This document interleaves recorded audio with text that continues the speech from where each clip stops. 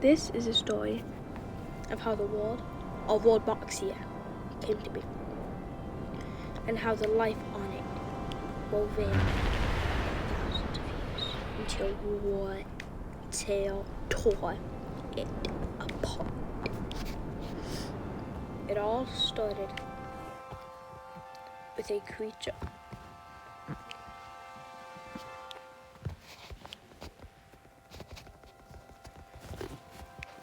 It all started with a creature called the Forbidden Knowledge. It decided to create this world to keep its knowledge safe and hidden. No, actually, scratch that. That's what most people are told, but the true story is much different. One day, an immortal being called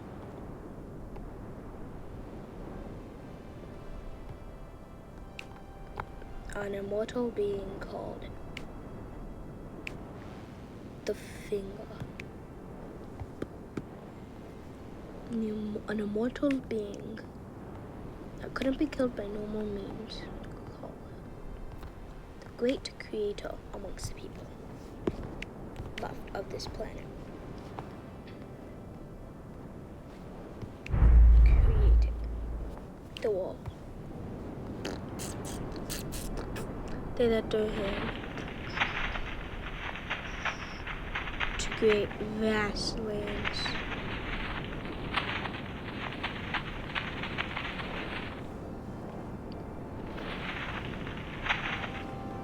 Oceans, lakes, and islands.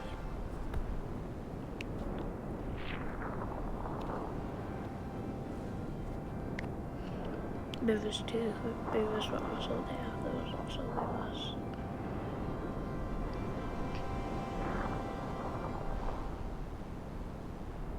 Tons of rivers, tons of rivers.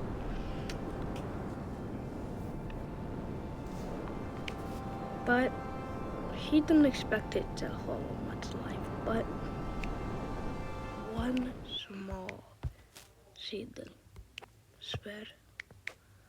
One small plain seedling made it spread to an entire island. But one small seedling goodbye. It's in different areas. Like in one place, he put down a small zone of luck. It was a small lucky forest.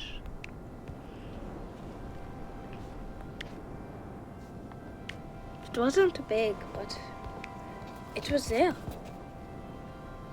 Everything the great Godfinger created would stay there for millions of thousands of years to come. He was proud of his work. He felt something was missing.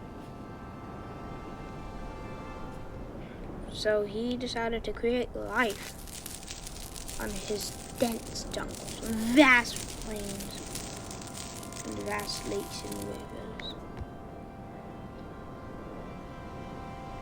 He plopped down life. And it was thriving.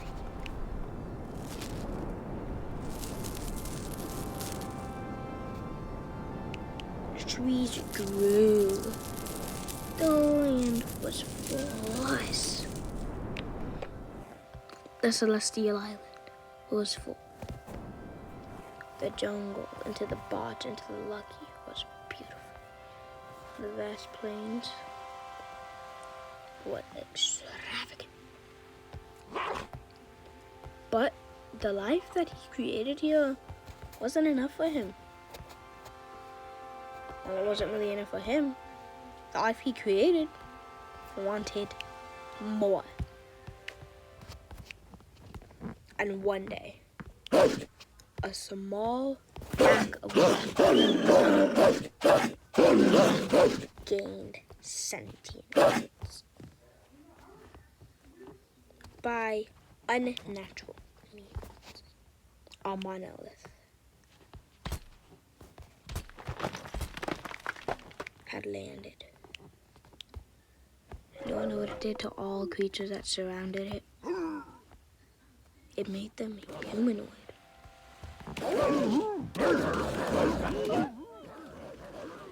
But Wolfpack quickly killed their own members.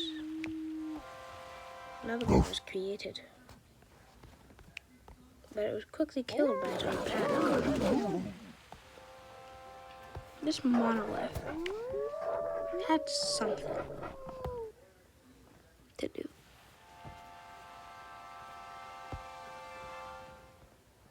One day, a flock of sheep stumbled by.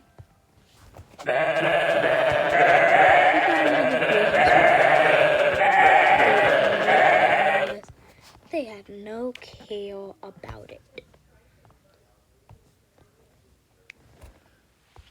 But then walls sprouted from the ground, trapping the sheep.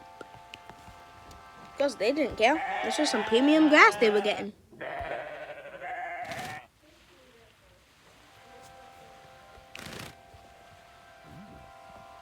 But the monolith had given wake to the nation of you. The monolith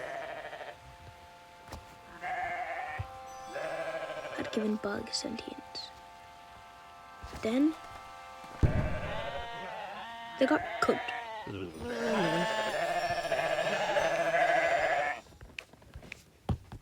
Hold up, let me go. Age of Wonders, no.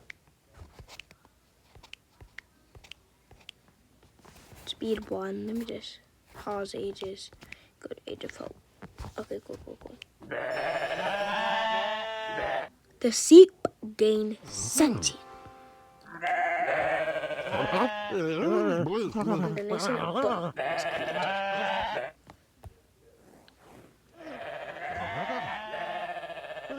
Sheep was more turnaround. But it turns out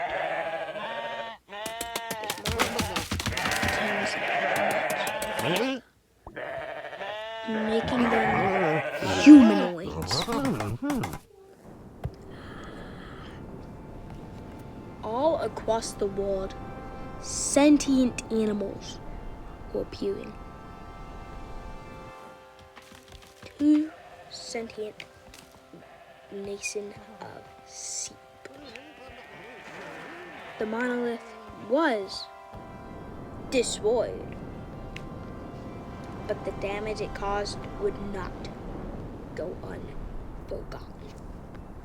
In the great celestial siege, it affected the unicorns, turning them into punks. The vast jungles. The monkeys.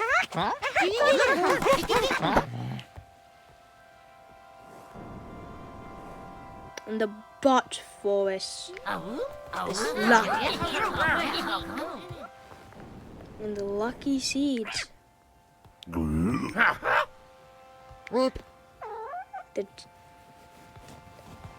The snot.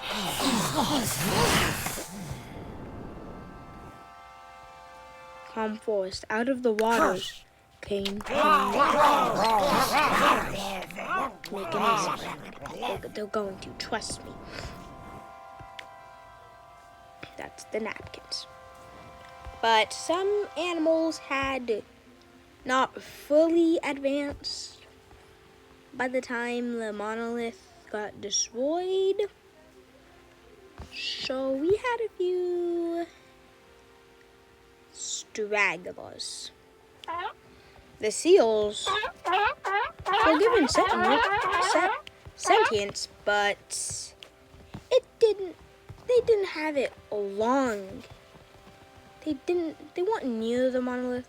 The monolith wasn't in their zone for long enough, so that they really didn't change much. They stayed seals, animalic seals. Oh yeah, same happened with the cows. Because they just weren't around long enough to get affected, you know. So they weren't affected. Unfortunately. It would have made them better, stronger, but cows still had no care in the world. They just wanted to be cows. As these nations were born, one nation stood above the rest. The humans. They seemed stronger, faster, and smarter than all the other sentient animal or barbaric animal like the nation. Even the wolves had established a settlement.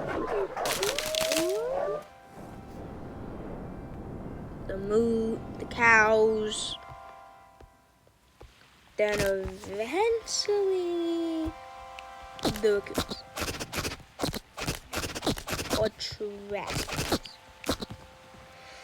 Eventually did, well, they kind of were affected by monolith. Because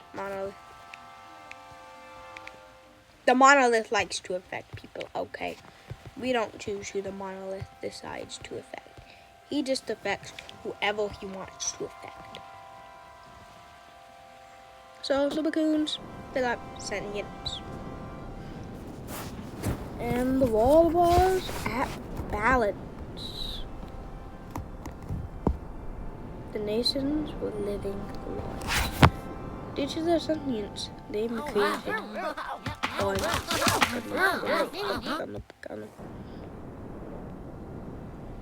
cities. Gonna.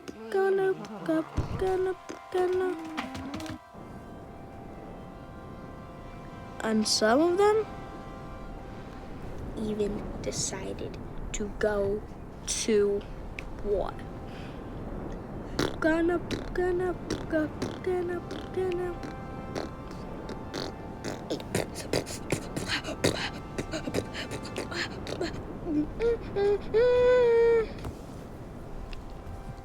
The piranhas, obsessed with land, went after the humans.